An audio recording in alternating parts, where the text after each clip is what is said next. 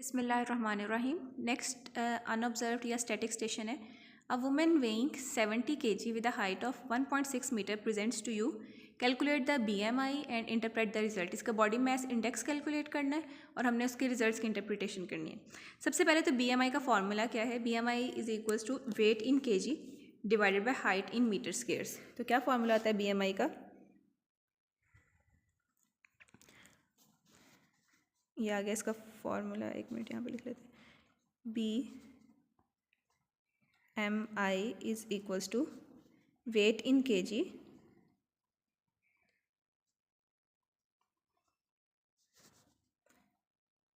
Divided by height in metre square.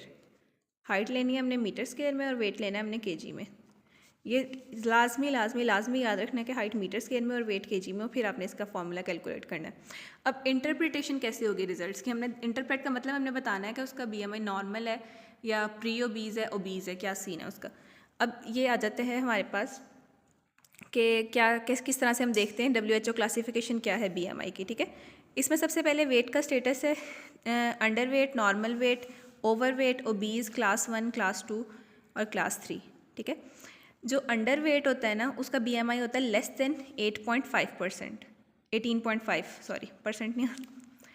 मैं अभी percentage वाला क्वेश्चन करा के हटी थी ना, तो इसलिए मेरे वो स्लिप ऑफ टंग के परसेंटेज निकल गया। लेस देन 18.5 होगा तो इसे हम कहते हैं अंडर वेट। नॉर्मल वेट कितना होता है? 18.5 से 24.9। फिर अंडर वेट या प्री ओबेसिटी क्या होता है? 25 से 29.9। ओबीज होता है मोर देन 30। ओबेसिटी क्लास 1 या ओबीज क्लास 1 होता है 30 से 34.9। क्लास 2 है 35 से 39.9। Obese class 3 is more than 40 और मोर देन और इक्वल टू 40 के याद करने पड़ने हैं। इसको याद करने का आसान सा तरीका है कि ये 0.9 वाले चक्कर में ना पड़े, वो आपने खुद उस वक्त लिख लेना है, देख लेना। ठीक है, लेस देन 18.5 अंडर वेट है। ठीक है, आप 18 याद रखें कि 18 पे हम कहते हैं ना आईडी कार्ड बनता है, 18 पे बंदा मेच्योर हुआ है, तो उससे कम वाले जो से है ना वो एज से 18 से याद रखें। एज में फैक्टर में भी हम 18 ही देखते हैं ना, तो 18.5 से कम जो है वो अंडर एज या अंडर वेट है। मैं निमोनिक के तौर पे याद करा रही हूँ कि वो अंडर वेट होगा 18.5 से कम।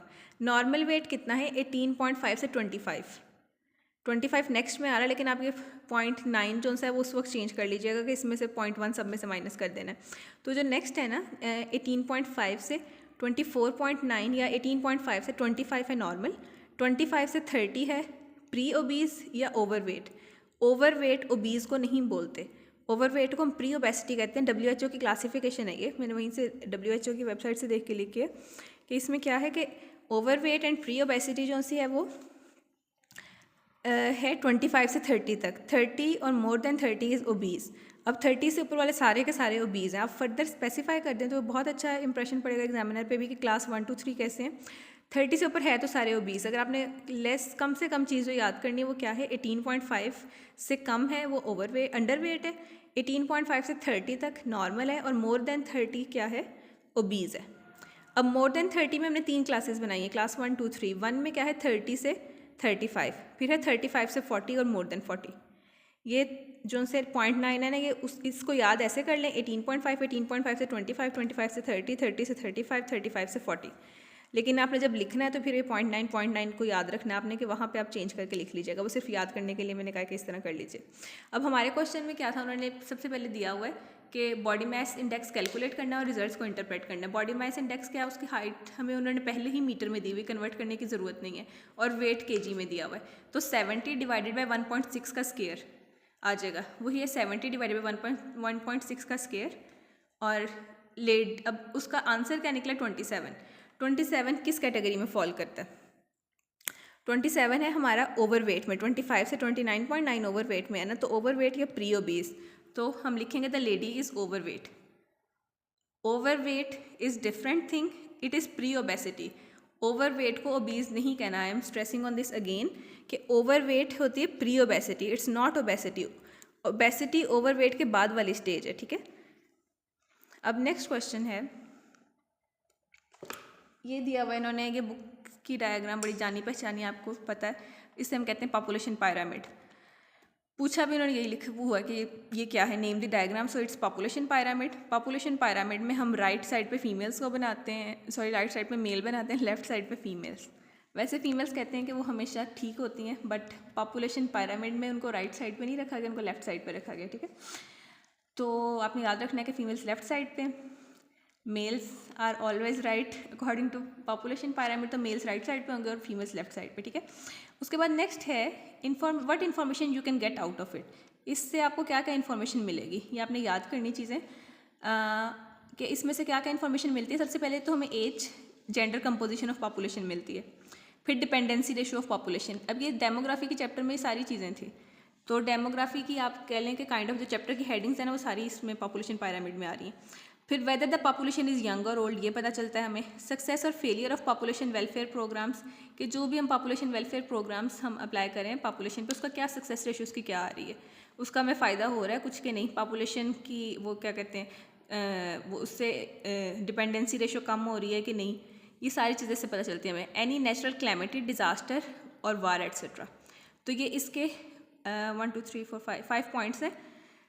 सबसे पहले age, gender composition of the population, dependency ratio है, फिर पॉपुलेशन की जो सी है ना एज ग्रुपिंग के वो यंग है या ओल्ड है वो पता चलती है, success and failure of programmes and any natural calamities को भी साथ ही याद करके जाइएगा। ये अभी पहला स्टेशन आया आई गेस जो याद करने वाला है थोड़ा, बाकी सारे तो साथ साथ आपको हो गए होंगे, ठीक है। इसका बेशक से स्क्रीनशॉट ले लें, बल्कि इसको स्टॉप करके वीडियो को यहीं पे इसको याद करके जाइएगा। Next station is A pregnant lady of 5 months pregnancy reports to you for antenatal checkup।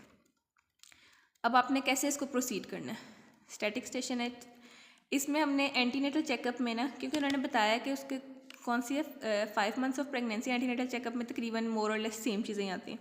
सबसे पहले हमने देखना है कि उसे अनीमिया तो नहीं है, फिर हमने उसका कंप्लीट फिजिकल एग्जामिनेशन करना होता है, जनरल फिजिकल एग्जामिनेशन करना होता है, साथ हमने उसका एब्डोमिनल एग्जामिनेशन करना होता है, in which I will specially look for oedema. अगर आप उन्होंने कहा है ना कि आप क्या देखेंगे, हाउ विल यू प्रोसीड, तो इसलिए आप इसका जो आंसर है ना वो आई विल करके लिखेंगे कि मैं इस तरह करूँगा। I will look for anaemia, I will perform complete general physical examination, I will perform the abdominal examination. ये एब्डोमिनल एग्जामिनेशन आप यहाँ पे नहीं लिखा हुआ, आपने इसको ऐड करना है। I will specially look for oedema. Oedema के लिए क्यों देखना है, अब इससे पहले एक स्टेशन में मैंने आपको बताया था कि oedema is a sign of pre eclampsia. Pre eclampsia के साइंस में था एडीमा, तो आपने एडीमा चेक करना है। उसके अलावा I will record her blood pressure. Blood pressure क्यों रिकॉर्ड करना है, वो भी उसी में आता था प्री एक्लैम्पशिया में। I will do urine examination to see proteins in urine. Again proteinuria is also a characteristic of pre eclampsia. I will weigh the mother. I will hear the heart sounds of the fetus. I will advise the mother about diet and rest. If tetanus toxoid injection is not given, I will advise 2 doses of 0.5 ml at 4 weeks apart. Tetanus toxoid की normally doses दी जाती है 7th month पे पहले देते हैं और फिर दूसरी 8 मंथ ऑफ प्रेगनेंसी पे देते हैं। 0.5 ml देते हैं 4 वीक्स अपार्ट यानी 1 मंथ अपार्ट देते हैं। अब ये प्री क्लैम्पशिया वाला स्टेशन पहले करवा चुके हैं, लेकिन मैं दोबारा रिवाइज करा रही हूँ। 2 कंडीशंस होती हैं प्रेगनेंसी में ना, कॉम्प्लिकेशन उसके जो डेवलप हो रही होती हैं। एक तो प्री क्लैम्पशिया। प्री क्लैम्पशिया में ना जो फीमेल है उसका ब्लड प्रेशर बहुत हाई हो जाता है और उसके साथ ना यूरिन में प्रोटीन्स आते हैं, साथ उसमें एडीमा डेवलप होता है हैंड्स पे, फेस पे, फीट पे, हेडेक हो सकती है और विजुअल चेंजेस होते हैं। All these are signs of pre eclampsia. अगर आपको सिनेरियो में ये सारे साइंस दिए हैं, मैं पूछें कि फीमेल को इस वक्त क्या किस कंडीशन से वो गुजरी है, तो it's pre eclampsia. Pre eclampsia can develop into eclampsia, ठीक है। ये एक्लैम्पशिया ना, प्री एक्लैम्पशिया, प्री मतलब एक्लैम्पशिया से पहले की स्टेज है और अभी हो गया एक्लैम्पशिया। एक्लैम्पशिया या एक्लैम्पसिया में क्या होता है कि सारी ऊपर वाली सिम्टम्स होते हैं प्लस इसमें सीजर्स और कोमा हो जाता है पेशेंट को। इसकी कॉम्प्लिकेशन एक्लैम्पशिया की हमने की थी कि क्या होती है। एक्लैम्पशिया की कॉम्प्लिकेशन है कि इसको हम टॉक्सीमिया ऑफ प्रेगनेंसी भी कहते हैं, इससे मदर की डेथ हो जाती है और ये one of the major causes of maternal mortality है एक्लैम्पशिया। बेबी की भी डेथ हो जाती है, अगर बेबी सर्वाइव कर जाए तो वो लो बर्थ वेट होता है उसका, ठीक है।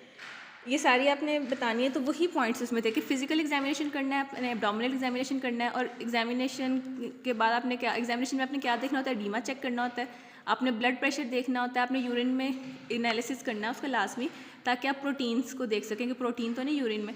मतलब इन सारी चीज़ों को चेक करके आप रूल आउट कर रहे होते हैं कि उस पेशेंट को प्री क्लैम्पशिया तो नहीं है। नेक्स्ट वीडियो में करते हैं।